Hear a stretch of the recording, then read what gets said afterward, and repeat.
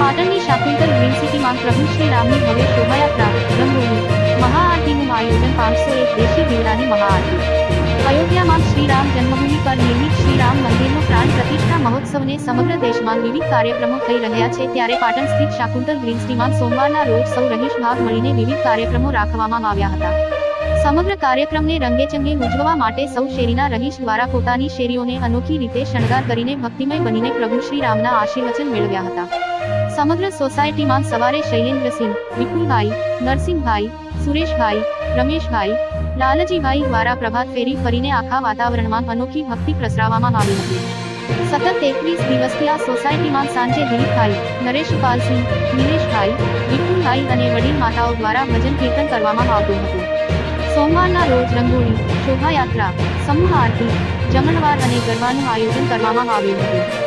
નિયતિબા, વિનીબેન, શીતલબેન અને સોસાયટીની અન્ય દીકરીઓ દ્વારા તૈયાર કરવામાં આવેલ રંગોળી એ સૌનું આકર્ષણનું કેન્દ્ર બન્યું હતું. આ ઉપરાંત ભલાભાઈ, દર્શકભાઈ, ભરતભાઈ, દીકરી જયસિંહે સમગ્ર શોભાયાત્રાને શણગાર કર્યો હતો.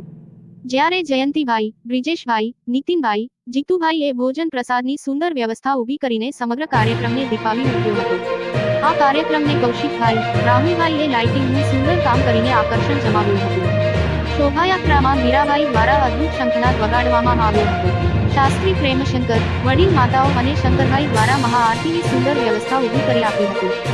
સોસાયટીના પ્રમુખ શ્રી શૈલેન્દ્રસિંહ સોઢાએ જણાવ્યું હતું કે આ રામ મહોત્સવથી સમગ્ર સોસાયટી પ્રભુ શ્રી રામમય બનીને સૌમાં એક આત્મીયતાનો ભાવ પ્રગટ થયો હતો. જ્યારે મંત્રી શ્રી અશોકભાઈ કટારિયા દ્વારા જણાવ્યું કે જેના મનમાં શ્રીરામ છે તેમના ભાગ્યમાં વૈકુંઠ ધામ છે.